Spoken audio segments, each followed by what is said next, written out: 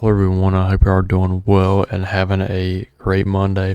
Tonight we're going to be talking about Category 5 Hurricane Milton and the potential impacts, and we'll just be really looking at some of the main impacts and just looking at a couple of the models and really just looking at the hurricane models as well. If you are new to the channel, welcome. I do updates and forecasts like these, so stay tuned for more in the future on Milton. But let's go ahead and get started. So first here, looking at the key messages for Hurricane Milton. I'm not going to be reading these, but feel free to pause the video and read this text right here. But those are the key messages. And first we'll look at peak surge, and then we'll look at rainfall potential as well as flash flooding potential. So first looking at peak surge here. So looking at this area right here into Tampa Bay, 10 to 15 feet of peak storm surge forecast there. And so the areas of purple are 12 feet and up, and the red areas are up to 12 feet of storm surge, and the orange areas is up to 9 feet, and the yellow areas is up to 6 feet, and the blue areas is up to 3 feet of storm surge. So we have a purple area here, and then into these red areas here, 5 to 10 feet there. South of that purple area, 6 to 10 feet there.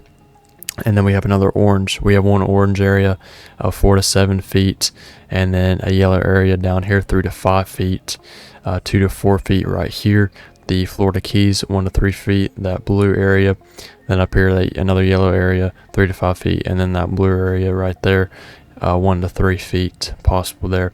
Then looking on the east coast of Florida, even into all the way from the east coast of Florida into parts of South Carolina, a large yellow area here, 2 to 4 feet there, 3 to 5 feet there. North of that, 2 to 4 feet there, and that blue area there into South Carolina, and that yellow area into South Carolina, and then this blue area just in South Carolina, 1 to 3 feet possible there from Milton. So next we'll look at our rainfall forecast from the Weather Prediction Center. And so you have this large area of 6 to 8 inches of rain possible, along with some areas of 8 to 12 inches possible, even into the eastern sections and northern east coast of the Florida Peninsula there. And around that is a kind of yellow mustard color, and that is 4 to 6 inches in those areas, and that goes from southern Florida all the way up into extreme southeastern Georgia there. And then we have a green area into southern Florida, northern Florida, Georgia as well. That is 2 to 4 inches possible there. And then we have a lighter green color, and that is the lightest green color, and that is 1 to 2 inches possible all the way from the extreme kind of southeastern coastline of South Carolina into parts of Georgia, as well as kind of the Big Bend of Florida there. And that is the rainfall forecast. And then we do have some areas out into the ocean that do have 16 to 20 inches possible in some isolated areas into the ocean. Again, 16 to 20 inches in some of the areas around that red, lighter red color, 12 to 16 inches possible in some of these areas. But again, this is in the ocean and not on or anywhere near land. And so lastly, looking at flash flooding potential. And so this is the greatest flash flooding risk over the next 3 days, and we have a moderate risk, which is at least a 40% chance of flash flooding into a large section of central and kind of into parts of northern Florida, then into parts of southern Florida as well. And then we have 2 yellow areas. That is a slight risk, at least a 15% risk of flash flooding, again into kind of southern and south central Florida, and then into the into northern Florida and southeastern Georgia, as well as a green area, and that is a marginal at least 5% risk of flash flooding occurring in that area. So looking at the watches and warnings for Milton. So first starting off with Milton down here, and again this is the location of Milton at this time as of the latest 7 p.m. Central Daylight Time update, and there are tropical storm warnings up for quite a bit of the Yucatan Peninsula here, as well as hurricane watches in that pink color there, and that hurricane watches, for the Yucatan Peninsula in that red color there. And so I'm now looking at Florida and the southeast. So this large red area here is hurricane warnings, and that extends that is in quite a bit of Florida there into central and parts of western Florida. But the hurricane warnings almost span from the west coast of Florida to the east coast. But I do expect hurricane warnings to be in effect sometime in the near future for the east coast, because the storm is expected to remain a hurricane as it moves over land, and will still be a hurricane by the time it reaches the east coast and moves into the ocean. But again, looking back here, so looking to the southern sections of Florida here, we have a large area of a hurricane watch in effect. This is from all the way from the Georgia and Florida state border right there, all the way into southern Florida, or most of that into southern Florida, and that is a hurricane watch there, along with tropical storm warnings up for this area here, and those slanted lines there, that is a tropical storm warning that is over a hurricane watch at the moment. And then looking into the Florida Keys in southern Florida, a tropical storm warning is in effect for these areas, and a tropical storm watch is in effect for these areas in southeastern Florida, with that yellow color there.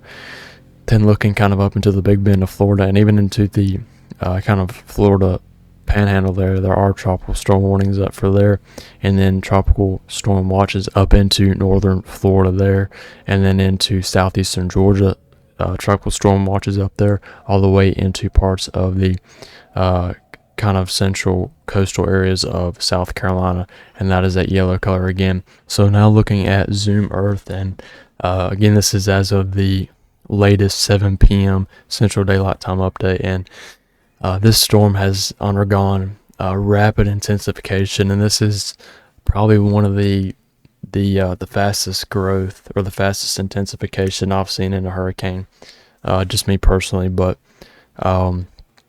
just if we look at 2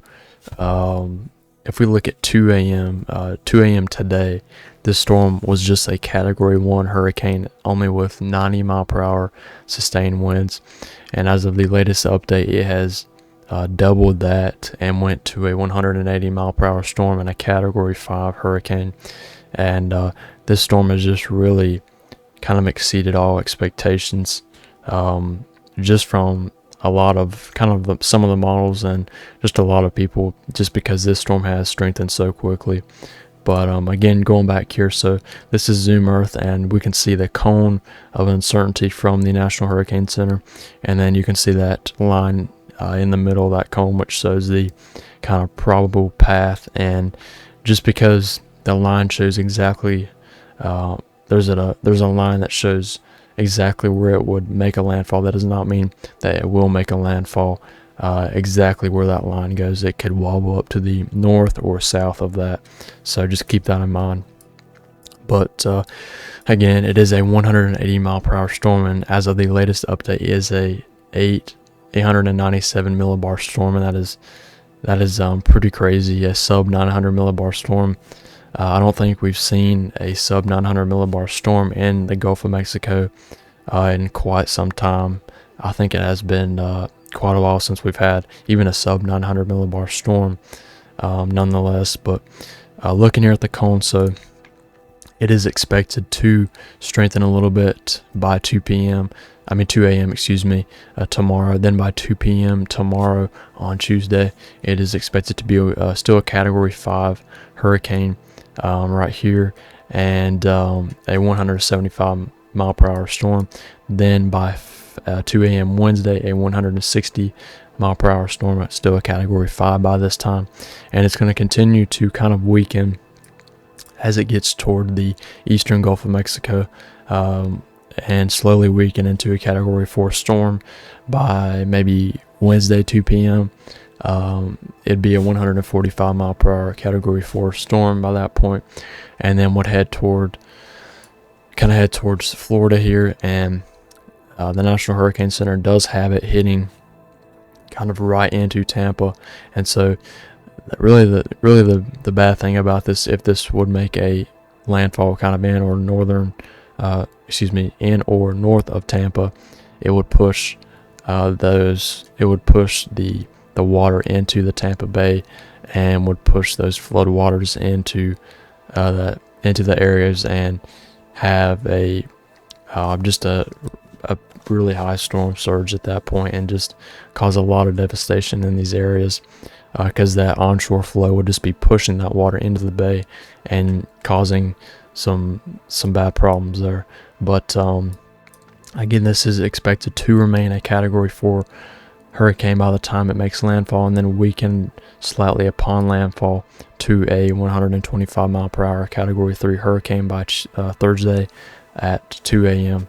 So again, yes, that is still a major hurricane by that point, and then it would still kind of remain it would definitely weaken just a little bit, probably going down to a Category 2 or 1 hurricane by the time it gets farther inland, but it is still expected to be an 85 mile per hour Category 1 hurricane by Thursday at 2 p.m. and continue on to the east out into the Atlantic there, and then eventually weaken kind of into a post-tropical cyclone by sometime maybe 2 p.m. Friday. And that again is from the National Hurricane Center. And again, here you can see some of the warnings and some of these areas, even some of these areas into the cone of uncertainty here. And again, tropical storm watches all the way from South Carolina, and then all the way from or basically all the way from parts of the Florida Panhandle all the way around Florida into parts of South Carolina. You either have a tropical storm watch or warning in effect for those areas, or a hurricane watch or warning in effect for those areas.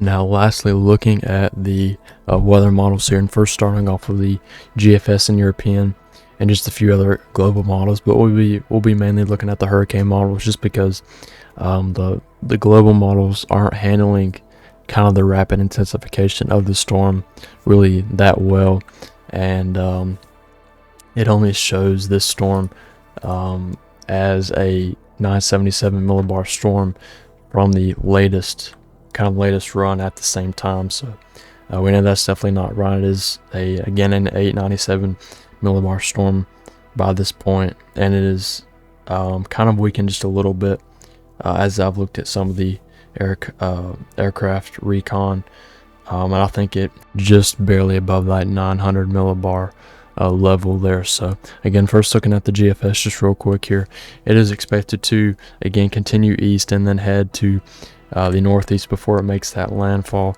and then eventually making a landfall into Florida there. And then we'll get the southeast sector here so you can see that just a little bit better. And so the GFS, again, it is not doing well with the kind of initial conditions with the storm as it's in the Gulf and then near the Yucatan Peninsula. But again, still looking at it here, it would have that making a landfall as around a 957 millibar storm. That would be a kind of a mid-range category, mid-end Category 3 hurricane, and then it will continue into the inland into Florida, and then head on out into the Atlantic and still affect these areas heavily, especially kind of into Tampa, that area. Even if it does make a kind of more southern landfall than hitting Tampa directly, it would still have some devastating impacts there. That is again the GFS, and then it does have a landfall kind of in line with the National Hurricane Center, maybe sometime early on Thursday or late Wednesday night. But again, that is the GFS there. And then quickly looking at the European, and we'll look at the icon as well. Looking at so we just have the 12Z European available right now, but I went way too far out there. That's my fault there. But going here we do have Milton here. Has it as a 957 millibar storm early Wednesday. Continues that on to the northeast and weakens quite a bit, and only has it as a 968 millibar storm, and that would have it at a kind of low end category 3 or probably a high end category 2 hurricane by that point. But I really don't think it'll weaken that much. I do think we'll still have a maybe low end category 4 storm, category 4 hurricane by the time it does make a landfall, but it does have that going out to sea there. But again, it does have kind of a same landfall time around early Thursday morning, maybe 2 a.m. In that time frame, but probably around the 2 a.m. time frame, but maybe earlier or later. It's still kind of far out to get into those specifics there. And then lastly, looking at the icon here, we'll go back 18.0 on here. Okay, so here is the icon model, and that continues the same path as the other model, then has that making a kind of weakening quite a bit again, and has that making a landfall as possibly, maybe a category 2 hurricane. It has it almost as a category 1 hurricane by this point, and again early Thursday morning or late Wednesday night. It does have that making a landfall in Milton, and has that heading to the east and eventually going out to sea, but really affecting those areas inland as well. But again, I do not think it'll be a category 2 or a category 1 hurricane upon landfall. It'll at least be a high-end category 2 or even a category 3 hurricane, but even possibly a category 4 upon landfall. And so lastly, we'll look at the hurricane models here. We'll look at the HWRF to begin with, and this is the 18Z run from today. And so that has Milton continuing on to the, we'll go back to the run. I need to stop skipping so much, but here's right now, and that has that continuing on to the east, really hitting the Yucatan Peninsula pretty hard there, and has that gradually weakening as it heads into the eastern Gulf of Mexico, and then maybe by Wednesday night, maybe by kind of Wednesday evening, you already have impacts. Some places being impacted by Milton into the Florida Peninsula, and then by possibly early Thursday morning into kind of the mid to late morning hours, you could have that making a landfall maybe as a 945 storm or a 947 millibar storm, and that would kind of be in the category 3 range there, and that will continue on to the east and bring some heavy impacts into Florida and even into parts of southern Georgia as well, and then that would eventually move on out into the Atlantic there. And so now we'll look at the HMOM model right here, and so we'll go back to early in this run. So this has it strengthening quite a bit, and it does have this somewhat close to the millibar. It's still a little too strong. It has that as a 887 millibar storm late tonight to early tomorrow morning, and then by tomorrow morning still at 895 millibar storm, and then by Tuesday evening it still has it as a 910 millibar storm, 914, 915, and by kind of Wednesday afternoon still a 927 millibar storm. Continues that on to the east and eventually makes a landfall maybe as a kind of 957, 958 millibar storm by that time Thursday morning. And again, that would be a category 3 storm, and I do think we will have a category 3 storm upon landfall, but again possibly a low end category 4 hurricane upon landfall, and that will continue on into Florida and hit those areas in the Florida Peninsula pretty hard, and then even again into southern Georgia and possibly even into parts of the coastal areas of South Carolina. And then again, that will continue on out to sea. And then lastly, we'll be looking at the HFS-A and HFS-B model here. So first looking at the HFS-A model, and so this has this storm kind of near what the current intensity of the storm is right now, and then it has it as a 937 millibar storm tomorrow morning. Still a kind of maybe category 4 or category 5 hurricane tomorrow, and then has that continuing to the east, strengthening just a little bit, and then strengthens even more, kind of gets it as it gets into the eastern Gulf of Mexico, then starts to weaken, and then eventually weakens all the way into maybe a 969 or a 963 storm, probably a 969 millibar storm upon landfall, maybe early Thursday morning, or late, or very late Wednesday night. And so this will make it kind of a category 2 hurricane by that point, and then that will continue into the Florida Peninsula again, and still impact those areas there, and head on out to sea as well on the HFS-A model. And then finally looking at the HFS-B model for Milton, still has that strengthening, again has that strengthening quite a bit kind of tomorrow, and then into early Wednesday it starts to weaken slightly, and then eventually weakens down into maybe a 963 or 964 millibar storm, and makes a landfall around that time, early Thursday or late Wednesday. And again, that would be a category 2 hurricane just on this particular model. And I did forget to mention, I know I keep saying this, but